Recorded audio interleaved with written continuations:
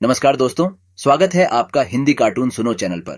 आज मैं आपको सुनाने जा रहा हूं एक ऐसी कहानी जो आपको जिंदगी के संघर्ष और उसकी असली कीमत को समझाएगी। कहानी का नाम है गांव में रह के दिखाओ। इस कहानी में एक परिवार की ऐसी यात्रा है जो आपको सोचने पर मजबूर कर देगी। तो चलिए कहानी शुरू करते हैं। तो कहानी है रमण और उसके परिवार की। रमण एक साधारण लेकिन मेहनती इंसान था। उसने अपनी जिंदगी में कई मुश्किलों का सामना किया और अपने बच्चों के लिए एक बेहतर भविष्य बनाने के लिए कड़ी मेहनत की। उसने शहर में एक अच्छी नौकरी हासिल की ताकि उसके बच्चों को वो कठिनाइयां न झेलनी पड़े जो उसने देखी थीं। लेकिन शहर की जिंदगी ने उसके बच्चों को आराम तलब बना दिया। बच्चे हर चीज की कीमत भूल गए थे, चाहे वो बिजली हो, पानी या खाना। रमण को सबसे ज्यादा तकलीफ तब होती थी जब बच्चे बिना सोचे समझे फिजूल खर्ची करते। घर का खाना छोड़कर बाहर से खाना मंगवाना उनकी आदत बन चुकी थी।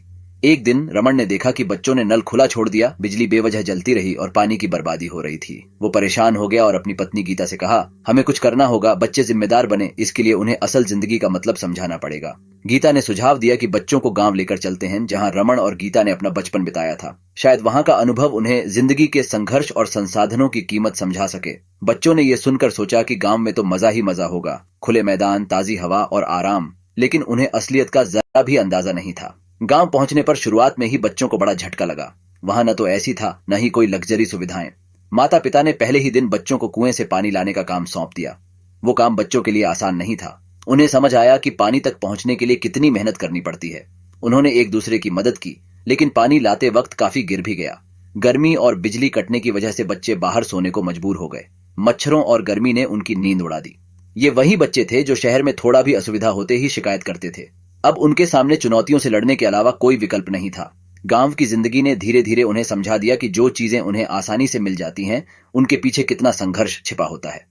दोस्तों, ये कहानी यहीं खत्म नहीं होती। आगे और भी दिलचस्प मोड़ हैं, तो ध्यान से सुनते रहिए।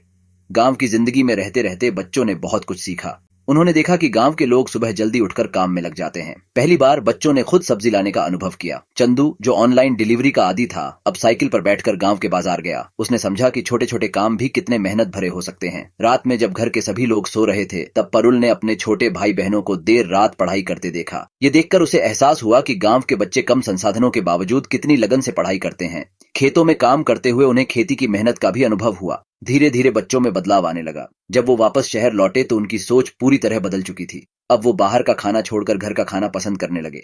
कॉलेज जाने के लिए कार की बजाय पैदल चलने लगे। उन्होंने खुद अपनी जिम्मेदारियां उठानी शुरू कर दी। गीता को यह देखकर बहुत खुशी हुई कि उनके बच्चे अब समझदारी और अनुशासन से काम करते हैं। तो दोस्तों, रमण और गीता का यह कदम सफल रहा। गांव की जिंदगी ने उनके बच्चों को वो सबक सिखा दिया जो शहर में कभी नहीं सिखाया जा सकता था। उन्होंने सीखा कि जिंदगी में संघर्ष ही असली मूल्य को समझने का जरिया है। अगर आपको ये कहानी पसंद आई हो तो चैनल को सब्सक्राइब जरूर करें और ऐसे ही दिलचस्प कहानियों के लिए हमारे साथ जुड़े रहें।